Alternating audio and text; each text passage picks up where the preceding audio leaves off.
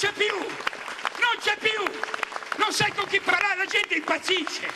Io ho delle persone che sono venute, hanno telefonato ai carabinieri, hanno detto mi vado a ammazzare davanti al cancello della Villa di Grillo. Cazzo, ce ne saranno posti per Allora, no, è una battutaccia schifosa.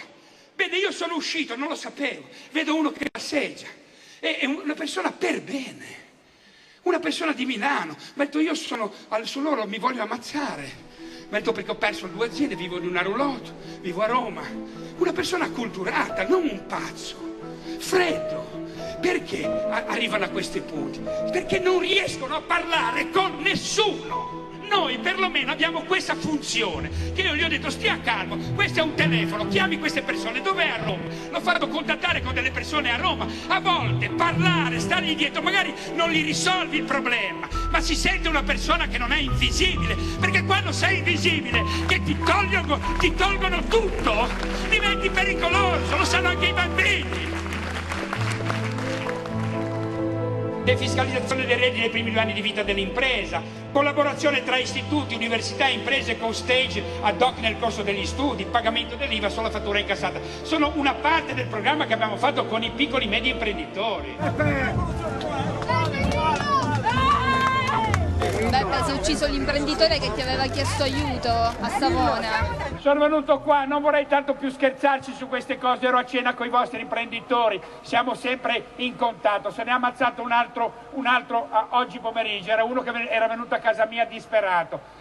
Mi sento anch'io partecipe di questo dolore e anche responsabile, perché non credevo che potesse fare un gesto così. Leggiti qua ci sono 2 numeri di telefono, che la famiglia nostra qua sono toccati a cosa, sempre. Ma lo so l'impegno che c'hai, no, no, ma io ti ho messo 2 numeri in tasca, 2 cose, e le mail, scrivimi. Come ti chiami? Pietro mi chiamo. Scusami, grazie, scusa. No, scusami, scusatemi tu. Scusa, grazie a tutti che mi avete consentito di parlare con me. Non ti commuovi. Il governo Letta era già stato predisposto prima. Per favore non fatevi più prendere per il culo. Quando Gargamella veniva da loro e diceva andiamo a governare insieme, non diceva andiamo a governare insieme, diceva dateci i voti, dateci 10 senatori che andiamo a governare noi senza di voi, perché ci hanno sempre snobbato. Noi andremo a governare il paese, ditelo. Siamo sicuri, è finita per voi, è finita cari amici. Non ci credete? Se ci va male, se va male al paese, non è che va male a noi, potrebbe anche andare male. Se chiude il Movimento 5 Stelle è finita la democrazia in questo paese.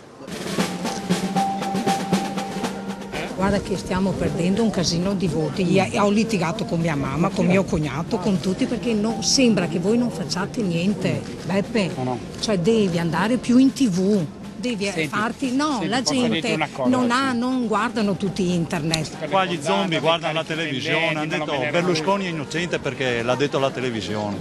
Devi entrare là dentro, è l'unico modo. Fallo per loro. Devo entrare. Loro sono il futuro tuo. Entriamo? Cosa dici? Ci entro. Io da questo momento in poi sarò il primo di 5 Stelle. Perché non più il PD? Perché veramente ci ha ingannato e da oggi in poi voterò sempre Grillo, ancora per 40 anni se il Signore mi dà salute. Succederà questo, che i PD si vergognano di votare PD, perché il PD ha preso per il culo milioni di giovani, di persone che ci credevano, Però non so se faranno un sacrificio di dire votiamo, perché è una religione la sinistra, è stata una religione. Allora da quella religione che non esiste più diventeranno atei, non diventeranno grillini, non ce l'avranno la forza di dare il voto a noi. Io ho detto ai giovani del PD, stracciate quella cazzo di tessera e venite dentro un movimento di cittadini. Cazzo, abbiamo le stesse idee, l'acqua pubblica, la scuola pubblica, la sanità pubblica, abbiamo le stesse cose, ma andiamo via, 2 mandati e via. Abbiamo adesso a settembre-ottobre c'è Highlander, ne rimarrà uno. E allora chi deve rimanere lo dovete decidere voi. Io vado fino in fondo.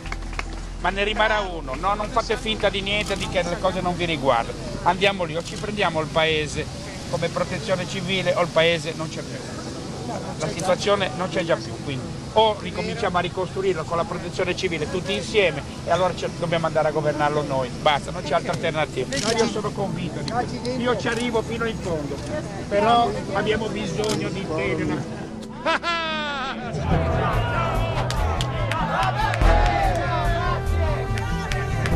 Dobbiamo subire l'ingiuria di essere governati da gente che non sa nulla di economia, da gente che non sa nulla di politica, da questi parassiti. Mandiamoli a casa, tanto vinciamo noi. Tanto Formigli, mettiti in testa che noi siamo oltre il 30%, dai tutti i sondaggi che vuoi, siamo oltre il 30%. Quindi vinceremo noi, perché andremo alle elezioni tra breve e poi alla fine ne rimarrà uno, Highlander. E chi rimarrà? Il Movimento 5 Stelle, te lo metto per iscritto.